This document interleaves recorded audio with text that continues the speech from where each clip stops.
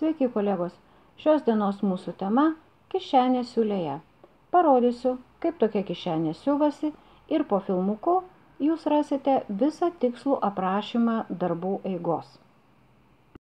Pirmiausia, mes turime nuspręsti, kurioje vietoje yra daroma kišenė. Kišenės vieta yra nusprendžiama pamatavimo metu arba jau jinai yra pažymėta lekaluose. Turi būti iškirpti 2 kišenės maišeliai, aš juos išsikirpau iš pagrindinio audinio ir reikia išsikirpti vieną klijinio įdėklo detalę. Jinai yra kerpama 20 cm ilgio ir svarbiausia, kad jinai nesitemptų į ilgį, todėl kad kišenės vieta negali išsitampyti jums besiuvant. Ant priekio detalės yra pažymėta kišenės anga. Kišenės angos plotis yra 16 cm.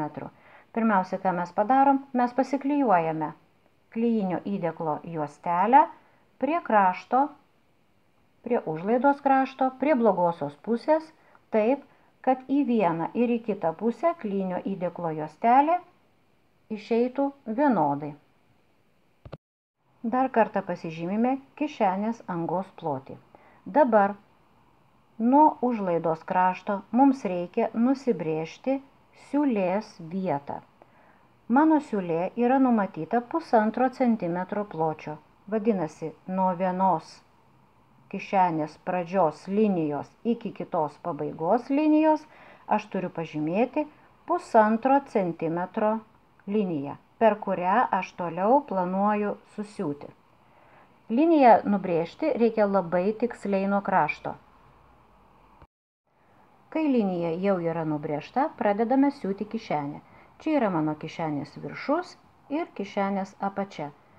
Reikės prie priekio detalės prisiūti vieną maišelio detalę. Sudedame juos tarpusavyje ir sutapdiname pagal klijinio įdėklo kraštus, sudedam gerosiomis pusėmis į vidų. Dedu taip, kad kraštai kišenės maišelio ir priekinės detalės sutaptų. Va šitas kraštas būtinai turi sutapti. Sutapdinu. Dabar reikia juos susiūti pagal nusibrėžtą rėmelį. Siuvant rekomenduočiau arba susisegti adatėlėmis, arba susidaigstyti, kad detalės nepasislinktų. Pradedame siūti, darant užtvirtinimą.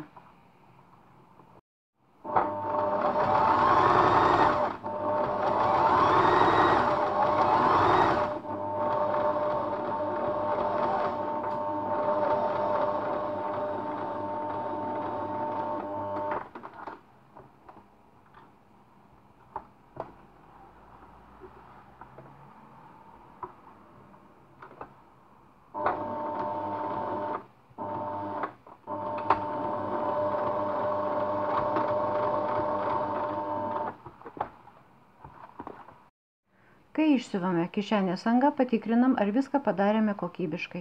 Yra labai svarbu, kad jūsų peltakis eitų tiksliai pagal pažymėtą liniją. Jeigu kokybiškai išsiuvome, sekantis darbas reikia įkirpti užlaidą, nedakerpant iki kišenės kampo 1 mm. Galite sau nusibrėžti liniją, per kurią jūs ruošiatės kirpti. Į vieną kišenės kampą ir į kitą kišenės kampą. Va taip atrodo įkirpti kampai, vienas ir kitas, kerpame per abudu sluoksnius ir, kaip minėjau, nedakerpam po 1 mm. Dabar išsiversim kišenę. Atsiverčiam į gerąją pusę ir dabar pasižymėsime apdailos ir sutvirtinimo peltakio vietą. Susirandam, kur yra kišenės pradžia, pasižymim žymę ir kur yra kišenės pabaiga. Šitą peltakį reikės daryti per abu sluoksnius užlaidos ir per kišenės maišelį. Jums reikės nusiūti nuo kišenės pradžios iki kišenės pabaigos 1 mm nuo krašto. Nors tai yra apdailos peltakis, bet užtvirtinimus reikia daryti.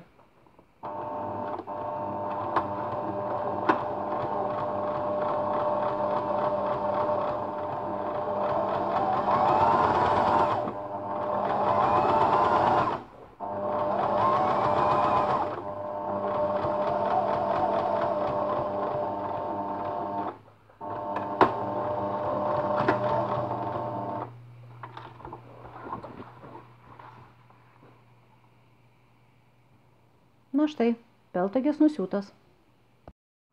Dabar kišenės maišelį lenkiame į blogąją pusę ir ištaisom kišenės galus. Na štai taip. Ištiesinam šitą kampą.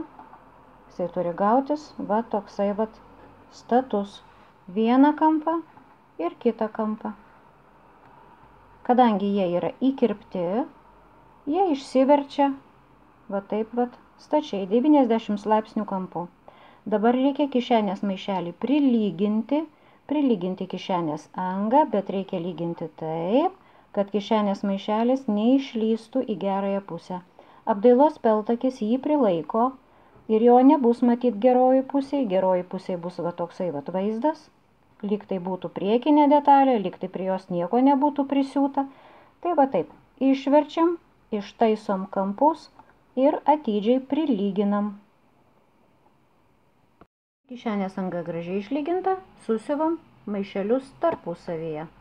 Atverčiam blogąją pusę ir ant vieno maišelio dedame kitą maišelio dalį, sutapdinam jų kraštus ir dabar reikės apsiūti aplink maišelius.